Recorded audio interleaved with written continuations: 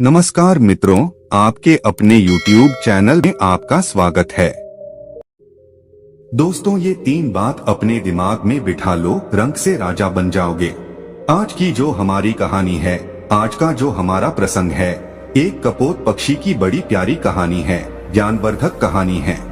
दोस्तों, इस कहानी को पूरा सुने, ये कहानी बड़ी मोटिवेशनल कहानी है। ये कहानी आपको आपके जीवन में ढेर सारी प्रेरणा देगी। इस कहानी को यदि आप गौर से सुनते हैं और इसकी 3 बातों पर यदि आप अमल करते हैं, तो प्रिय दर्शकों, आप इस संसार में किसी भी कोने में रहें, संसार के किसी भी कोने में घूमें, आप कभी भी किसी भी संकट में नहीं पड़ सकते। ये कहानी आपको आपके जीवन में ढेर सारी प्रेरणा देगी। इस कहानी में ऐसी 3 ज्ञानवर्धक बातें हैं, इनको आप जरूर सुने। दोस्तों, शुरू करते हैं आज की प्यारी सी कहानी। एक जंगल में 2 कपोतक पक्षी रहते थे। बारिश का मौसम था, झिलमिल झिलमिल बारिश बरस रही थी। तब दोनों कपोतक पक्षी एक वटवृक्ष के खोखले में जाके बैठ जाते हैं और बारिश मूसलाधार बरसने लगती है। तभी उनके पास एक तीसरा कपोतक पक्षी उड़ता हुआ और भीगता हुआ आता है और उनसे कहता है कि थोड़ी जगह मुझे भी दे दीजिए, मैं बारिश में भीग रहा हूँ। लेकिन उस वटवृक्ष के खोखले में इतनी पर्याप्त जगह नहीं थी कि 3 पक्षी आ सके, क्योंकि दोनों पहले बैठे हुए थे। क्योंकि इतनी ही पर्याप्त जगह थी जिसमें दोनों बैठे हुए थे।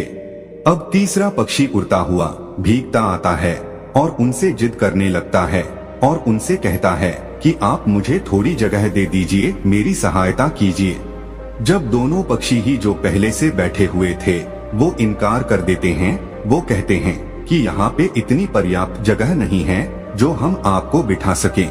तब वह भीगता हुआ पक्षी कहता है कि तुम मूर्ख तो नहीं हो जो मुझे जगह नहीं दे रहे हो। तब वो दोनों पक्षी कहते हैं कि भाई, हमारे पास इतनी पर्याप्त जगह नहीं है, हम दोनों ही बड़ी मुश्किल से इसके अंदर बैठे हैं। लेकिन फिर से वो कहता है कि तुम दोनों ही मूर्खों हो।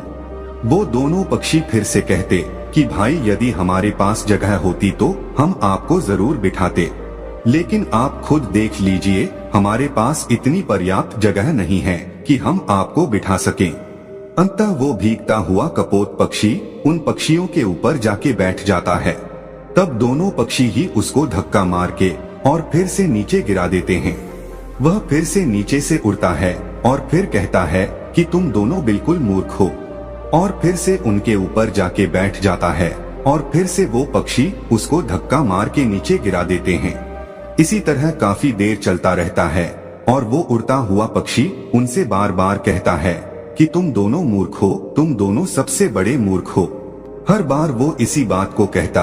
जब वो थक जाते हैं तो भीगता हुआ पक्षी वहाँ से उड़ के चला जाता है और वो दोनों पक्षी उसी वट वृक्ष के खोखले में बैठे रहते हैं। तब उस कपोतक पक्षी की पत्नी अपने पति से कहती है कि पिया जी, अभी जो पक्षी आया था कि ये बार बार हम दोनों से मूर्ख कह रहा था। ये कह रहा था कि तुम दोनों मूर्ख हो, कि तुम मूर्ख तो नहीं हो। वो बार बार इसी बात को कह रहा था। तो ये मूर्ख होता कौन है? मूर्ख होता कैसा है? मूर्ख दिखता कैसा है? आप मुझे इस बात को बताइए। तो दोस्तों, तभी कपोतक पक्षी अपनी पत्नी को एक कहानी सुनाता है और वो कहता है कि प्रिय, इस कहानी को यदि आप ध्यान से सुनोगी तो आपको ये पता चलेगा कि मूर्ख कौन होता है। तब वो अपनी पत्नी को कहानी सुनाता है और उसकी पत्नी बड़ी गौर से और बड़े ध्यान से सुनती है। कपोतक पक्षी कहानी शुरू करता है और वो कहता है कि एक नगर में एक सेठ रहता था। उसी का एक पुत्र था। सेठ ने अपने पुत्र की शादी कर दी और शादी करने के बाद सेठ का लड़का शहर चला जाता है कमाने के लिए, और सेठ के लड़के की पत्नी घर पे रहती है। एक दिन सेठ के लड़के की पत्नी पनघट पर स्नान करने के लिए जाती है और वहाँ पे स्नान करने लग जाती है। तभी उसके पास में 3 राह चलने वाले व्यक्ति आते हैं और सेठ के लड़के की पत्नी से कहते हैं कि बाई, हम बड़ी दूर से आए हैं और हमें बहुत तगड़ी प्यास लग रही है, इसलिए आप थोड़ा हमें जल पिला दीजिए। उस वक्त सेठ के लड़के की पत्नी के बदन पर इतने कपड़े नहीं थे, क्योंकि वो इस समय स्नान कर रही थी। उसी वक्त 3 राह चलने वाले व्यक्ति आ जाते हैं और उनमें से एक व्यक्ति कहता है कि हमें पानी पिला दीजिए। इस बात को कपोतक अपनी पत्नी से कह रहा है और कपोतक की पत्नी बड़ी गौर से और बड़े ध्यान से सुन रही है।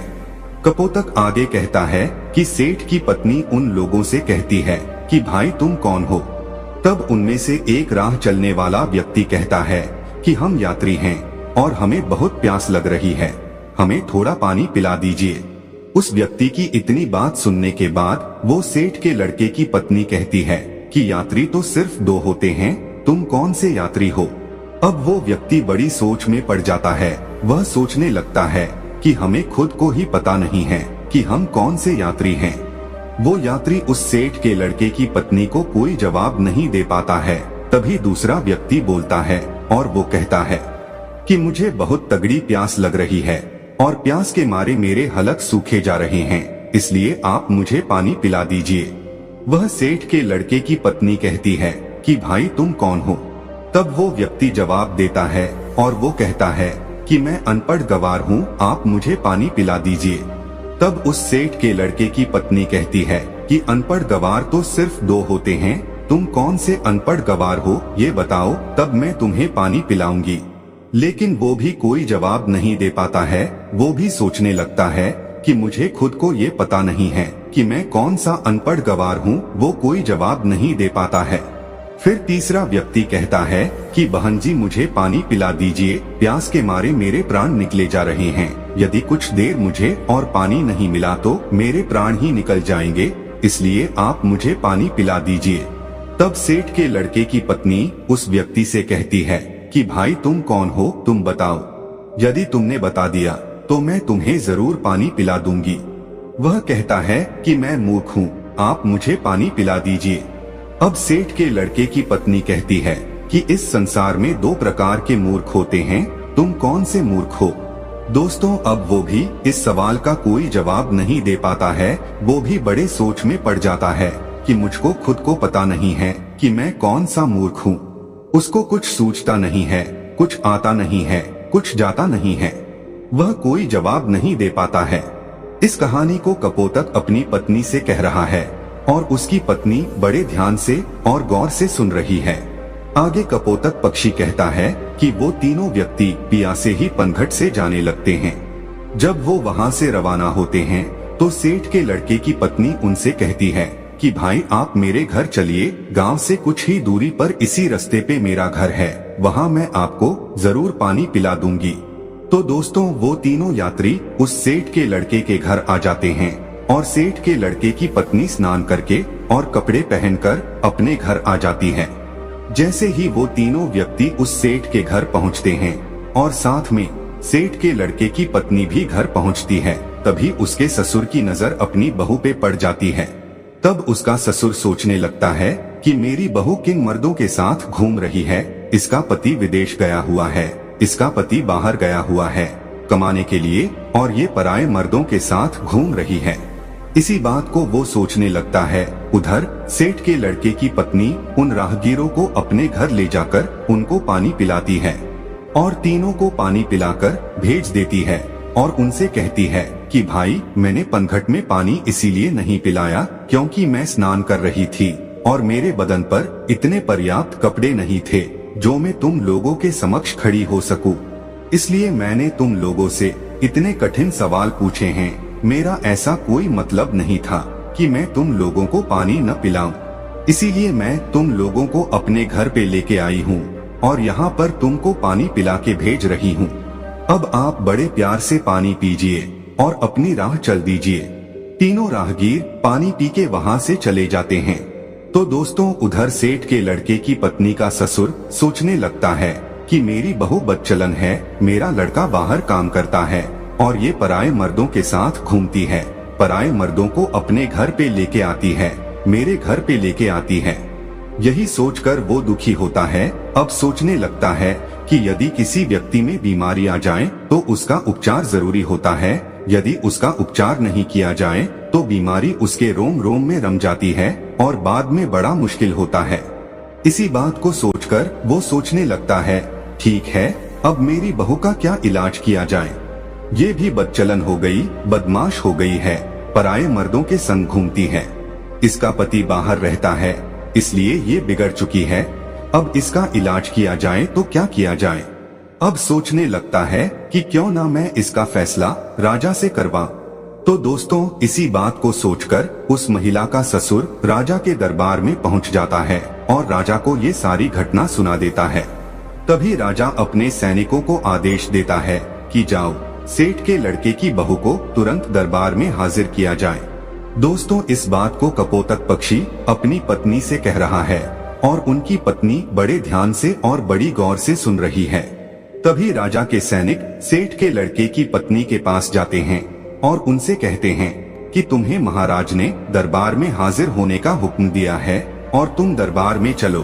तभी सेठ के लड़के की पत्नी कहती है कि भाई, आप सबसे पहले अपने राजा से ये पूछकर आइए कि उन्होंने मुझे किस रूप में बुलाया है, बेटी के रूप में बुलाया है या बहू के रूप में बुलाया है या माँ के रूप में बुलाया है, किस रूप में उसने मुझे दरबार में बुलाया है।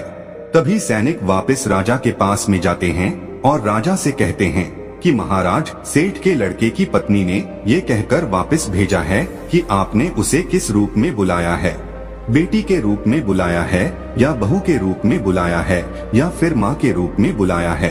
तभी राजा बड़ा सोच में पड़ जाता है कि अब मैं बुलाऊं तो किस रूप में बुलाऊं।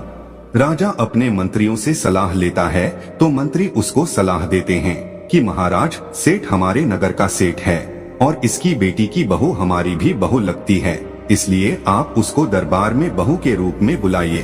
तभी राजा अपने सैनिकों को आदेश देता है और कहता है कि पालकी लेकर जाओ और बहू के रूप में उसको लेके आओ। तभी राजा के सैनिक फिर से पालकी लेकर सेठ के लड़के के घर पहुंचते हैं और सेठ के लड़के की पत्नी से कहते हैं कि महाराज ने तुम्हें बहू के रूप में बुलाया है। तो दोस्तों इस बात को कपोतक पक्षी अपनी पत्नी से कह रहा है और उसकी पत्नी बड़ी गौर से सुन रही है। सैनिकों की इतनी बात सुनने के बाद सेठ के लड़के की पत्नी तुरंत पालकी में बैठ जाती है और सैनिक पालकी उठाकर राजा के दरबार में ले जाते हैं। सेठ के लड़के की पत्नी राजा के दरबार में हाजिर हो जाती है। तब राजा उससे सवाल करता है, क्या तुम चरित्रहीन हो? तुम्हारा पति विदेश कमाता है और तुम पराये मर्दों के संग घूमती हो। ऐसा हमारे राज्य में नहीं हो सकता। यदि आप ऐसा काम करोगी तो हमारे राज्य को छोड़कर जाना पड़ेगा या फिर तुम्हें सजा दी जाएगी। राजा इतनी बात कहता है तब सेठ के लड़के की पत्नी राजा को जवाब देती और कहती है कि महाराज, मैं एक पतिव्रता स्त्री हूँ, मुझ पर कलंक लगाने से पहले आप थोड़ा सोच लीजिए। क्या किसी प्यासे को पानी पिलाना, किसी भूखे को भोजन खिलाना कोई अपराध है? यदि आपके राज्य में ऐसा संविधान है कि किसी भूखे को भोजन खिलाना या प्यासे को पानी पिलाना अपराध है, तो हाँ, मैंने अपराध किया है और ये अपराध मैं बार बार करूंगी। इतनी बात सुनने के बाद राजा बड़ा चिंतित होता है और राजा कहता है, क्या मुझे पूरी बात विस्तार से बताइए कि बात क्या है। तब वो महिला सेठ के लड़के की पत्नी राजा को पूरी सच्चाई कहती है कि महाराज, मैं पनघट पर स्नान कर रही थी, तभी 3 राह चलने वाले व्यक्ति आते हैं और वो कहते कि हमें प्यास लग रही है, हमें पानी पिला दीजिए। उस वक्त मेरे बदन पे इतने पर्याप्त कपड़े नहीं थे कि उनके समक्ष में खड़ी होकर उनको पानी पिला दूं, इसीलिए मैंने बैठे बैठे उन लोगों से इतने कठिन सवाल पूछे कि वो जवाब नहीं दे सके। उसके बाद उनको मैंने अपने घर भेजा। उसके बाद मैं कपड़े पहनकर अपने घर आई। घर आने के बाद उन लोगों को मैंने पानी पिलाकर वहां से भेज दिया। अब इसमें मैंने गलत क्या किया है? उस महिला की इतनी बात सुनने के बाद राजा कहता है कि तुमने ऐसे कौन से कठिन 3 सवाल पूछे, वो सवाल हमें भी बताइए। जब सेठ के लड़के की पत्नी वो 3 सवाल राजा के समक्ष रखती है तो राजा भी बड़ा सोच में पड़ जाता है। राजा के अंतरी मंत्री भी सोच में पड़ जाते हैं। उनसे भी इन तीनों सवालों के कोई जवाब नहीं लगते हैं। अंत में राजा परेशान हो जाता है और 3 सवालों के उत्तर जानने का बड़ा इच्छुक होता है। तभी राजा सेठ के लड़के की पत्नी से कहता है कि बहुरानी, हमको इन प्रश्नों के उत्तर नहीं आते हैं। हमारे किसी भी विद्वान पंडित के पास इन प्रश्नों के उत्तर नहीं है। हमारे किसी भी मंत्री के पास इन प्रश्नों के उत्तर नहीं है। तो फिर आप ही हमें इन प्रश्नों के उत्तर बता दीजिए।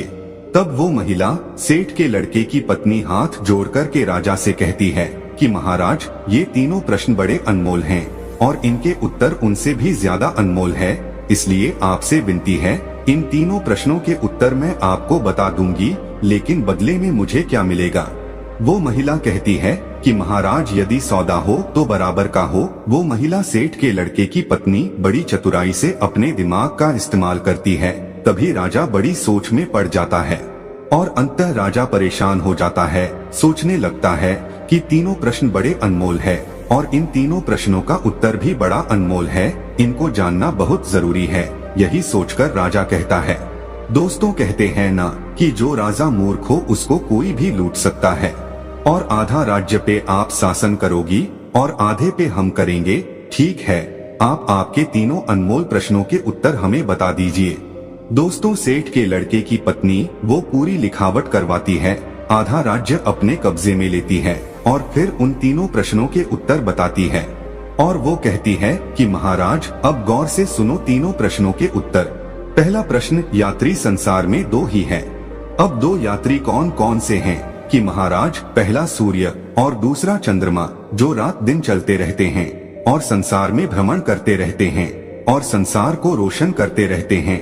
यही तो यात्री है, सूर्य और चंद्रमा।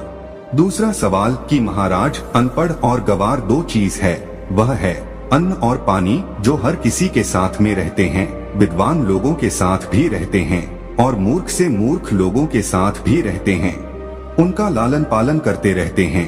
यही सबसे अनपढ़ और गवार है, जो अज्ञानी को भी वही स्वाद देते हैं और विद्वान को भी वही स्वाद देते हैं।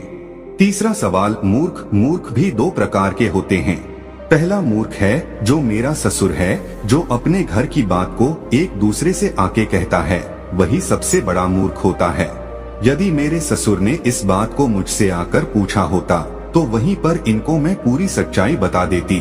मेरे घर की इज्जत नीलाम नहीं होती, मेरी इज्जत इस तरह भरे दरबार में उछाली नहीं जाती, मेरे घर की बदनामी नहीं होती, इसलिए सबसे पहले बड़े मूर्ख मेरे ससुर हैं।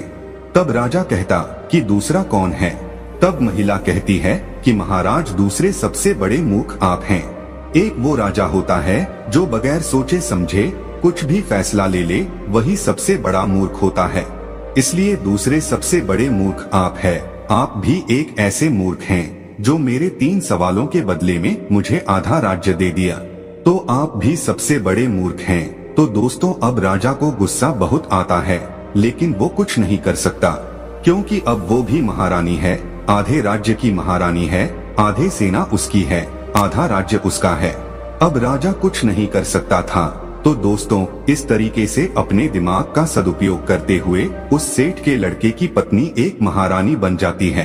तब कपोतक पक्षी अपनी पत्नी से कहता है कि प्रिय, सबसे बड़ा मूर्ख वही होता है जो अपने घर की बात को बाहर निकाल दे, अपनी घर की बात को अन्य लोगों से कहे, अपनी घर की बात को एक दूसरे से कहता रहे, अपनी घर की बात को अपने घर में ना रखे, वही सबसे बड़ा मूर्ख होता है।